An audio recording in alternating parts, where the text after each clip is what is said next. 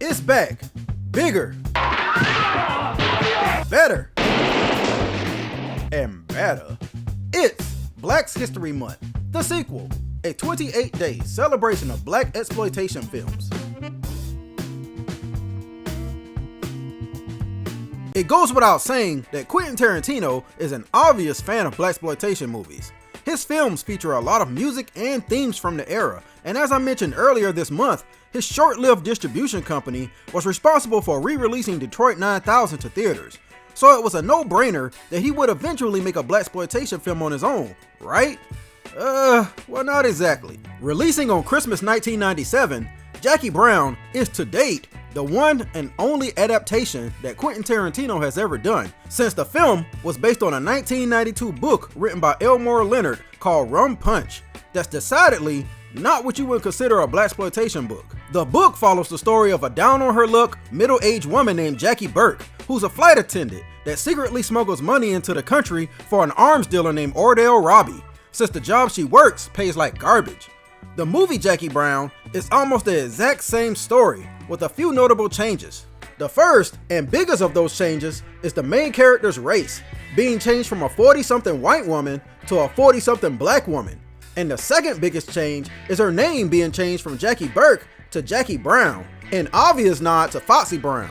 And who better to get to play a character named Jackie Brown that's a nod to Foxy Brown than Sheba Baby herself, Pam Grier. The legend goes that Pam Grier went into the audition thinking that she was going to be playing one of the minor characters, since she hadn't been in a leading role since the 70s. But to her surprise, when she walked into Tarantino's office and saw all the posters of her old movies on the wall, she knew he was a massive fan of hers and wanted her for the lead. Reportedly, she asked him, "Hey, did you put these posters up because you knew I was coming?" And he said, "Nah, I started to take them down so you didn't think I was crazy." As Jackie Brown, Grier got a chance to really show off her acting skills. She was 48 years old by this point, so the days of taking off her top for absolutely no reason was gone. And I would say that was a good thing, because she's always been better than the type of role she got allowed her to be. Here, she had more freedom to be an actual character. Tarantino himself says that Jackie Brown isn't a blaxploitation film, despite it being constantly called one. And you know what? I agree with him. For one thing, the production value is way too high to even classify. Tarantino movies are known for their attention to detail, the perfect camera placement, and the near flawless editing. All things that go against what makes a blaxploitation movie what it is. On top of that, it's twice the length of those movies, clocking in at over 2.5 hours. However, the influence is obvious all throughout the film, so it's hard to separate the inspiration from what we see on screen. For instance, besides the lead actress, multiple music tracks are used from the movies Coffee and Foxy Brown. The opening theme is the main theme from Across 110th Street by Bobby Womack, and even Sid Haig is in this movie. I tell you boy, Sid Haig ain't gonna miss an opportunity to be in a Pam Grier movie. In all honesty, I kinda wish it was a blaxploitation movie. The actual plot is okay. It's not my favorite Tarantino movie, I'll just say that, but it is good. It devolves into a typical money heist film by the end, told from different perspectives. And if it wasn't for Samuel L. Jackson completely stealing the show as the gun dealer Ordell Robbie, I might have completely written it off. He eats up every single scene he's in, and somehow manages to make you simultaneously hate him and love him all at the same time. I got a problem with small places, no. Well, I got a problem with spending $10,000 on ungrateful peanut head niggas to get them out of jail, but I did it. And how small was that jail cell, motherfucker? Where's the rest of it?